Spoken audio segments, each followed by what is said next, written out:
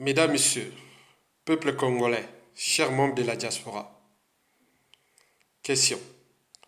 La libération du général Jean-Marie Michel Moukoko dépend-elle de son état de santé, de la France et ou de nous, peuple congolais? Certainement. Et pourquoi?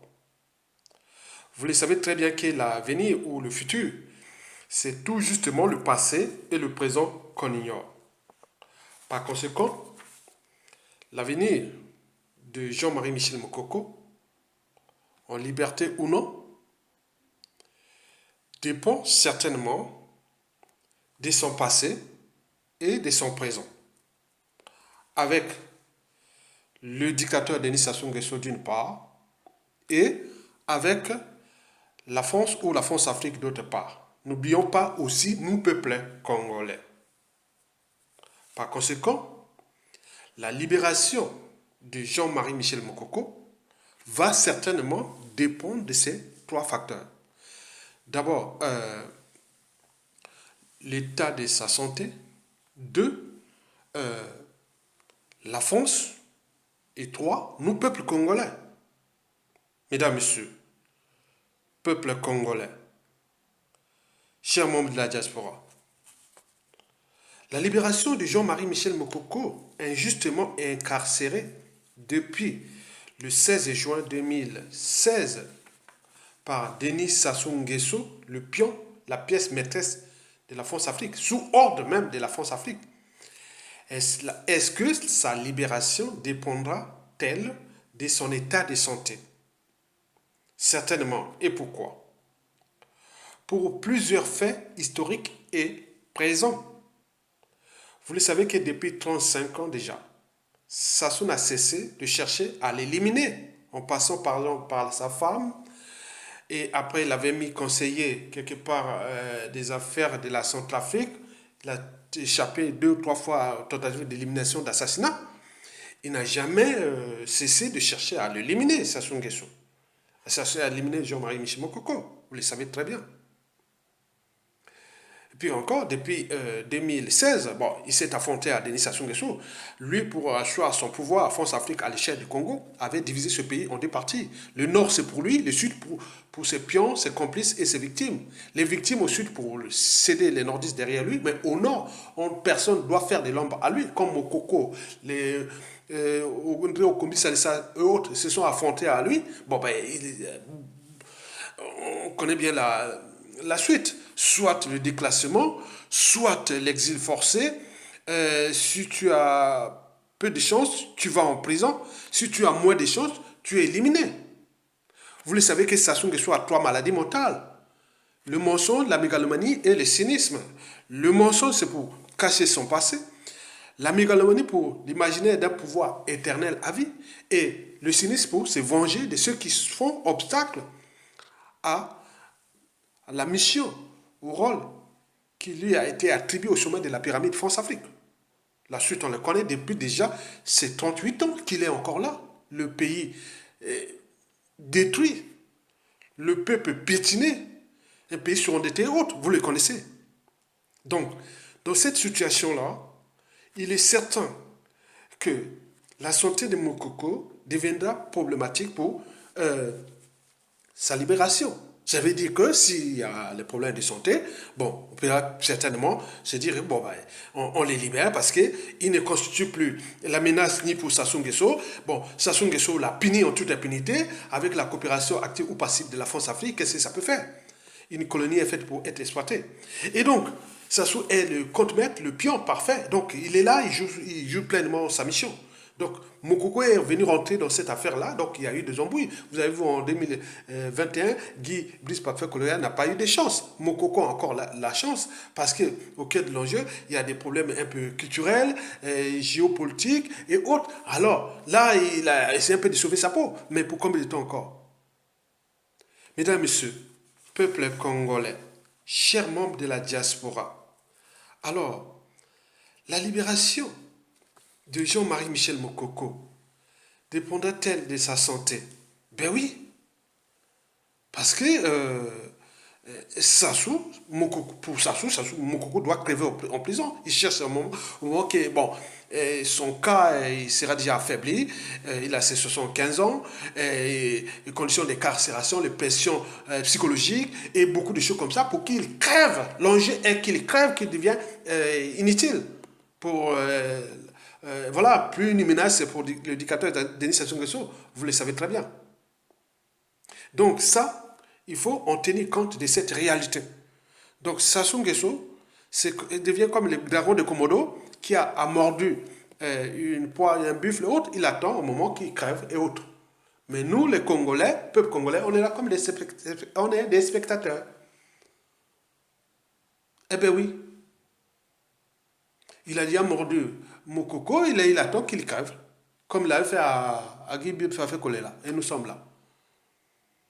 Donc, pour cette raison-là, donc, il faut en tenir compte de ce danger. Il risque de passer, hein, comme on le dit, que notre crainte est de voir les prisonniers politiques libérés un jour les pieds devant. Ça, c'est sûr et certain. Au vu des trois maladies mentales et des enjeux, et Mokoko sortira peut-être les pieds devant. Alors, deuxième question. Alors, Mokoko sera-t-il libéré par la France? Certainement. Parce que, bon, ben, il y a trop d'enjeux.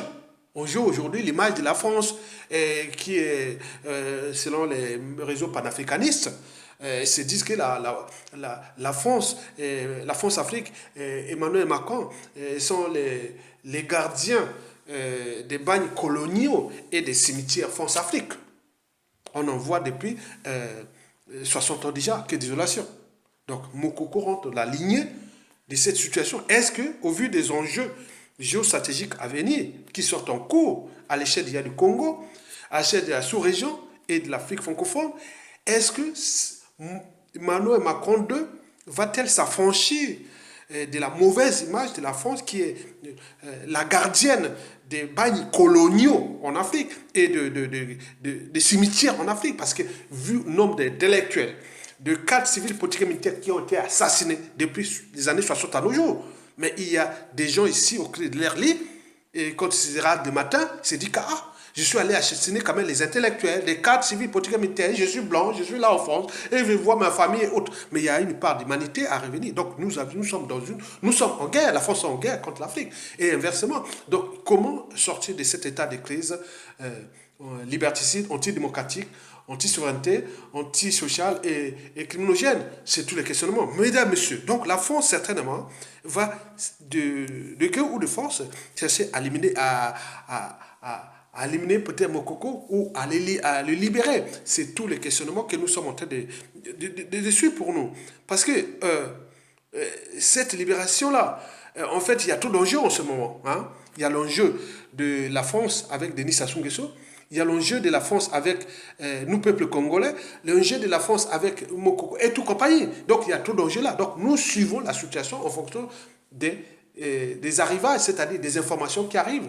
Mais au vu des indicateurs et des signaux, certainement la France pourra prendre ses responsabilités déjà pour éviter ou déjouer cette mauvaise image de la France ou de la France-Afrique qui est la gardienne des bagnes coloniaux et des cimetières des intellectuels, des cadres civils politiques et militaires, alors que les autres ex-pays colonisateurs d'Afrique, dont le Portugal, la Grande-Bretagne, n'ont plus ni de bagnes coloniaux, encore de gardiens des cimetières et autres. Donc ça, c'était toute une transformation. Nous sommes les lanceurs d'alerte. Mesdames, messieurs, peuple congolais. Enfin, bon, la libération de Jean-Marie Michel Mokoko dépendra de nous, peuple congolais, certainement. Ben oui. Car chez nous, hein, nous, peuple congolais, en tant que citoyens, hein, civils et militaires, bon, il ne manque plus que les détonateurs. Hein. On le dit que tout est au rouge. Hein. Envers déjà le régime et envers la France-Afrique. Mais la France-Afrique, c'est une organisation, elle peut encore survivre à un moment donné. Mais Sassou Nguesso est mortel, il va partir. Mais le dégât occasionné par la situation déjà des prisonniers politiques et de tous les assassinats. Et donc, il faut en tenir compte de ça. Donc, il nous manque que les détonateurs. Et ces détonateurs vont dépendre de 5 facteurs.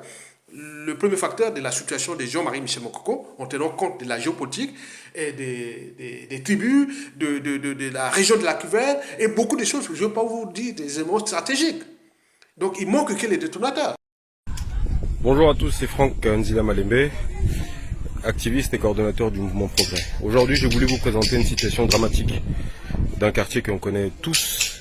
Vous voyez une ruelle, c'est la rue Banga qui se situe plus précisément à Wenze qui n'est pas un petit quartier, qui était un très grand quartier.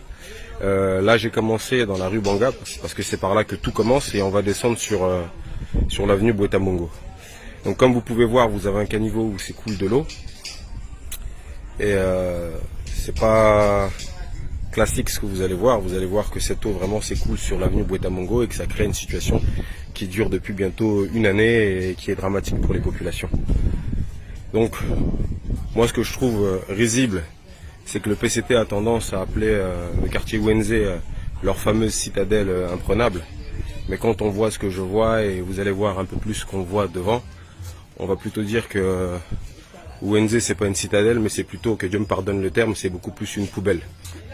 Vous allez voir, on va avancer. Je trouve inconcevable que nos populations dans un quartier, on est en plein Brazzaville, hein. Wenze c'est pas un quartier périphérique, on est carrément au centre de Brazzaville. Et vous voyez des populations qui vivent dans des conditions pareilles. Regardez bien. Il y a un véritable problème, il y avait des dalles qui ont été posées, mais regardez ce qui se passe. Tout à l'heure, je vous ai montré un peu plus haut le caniveau. Il y a de l'eau qui s'écoule.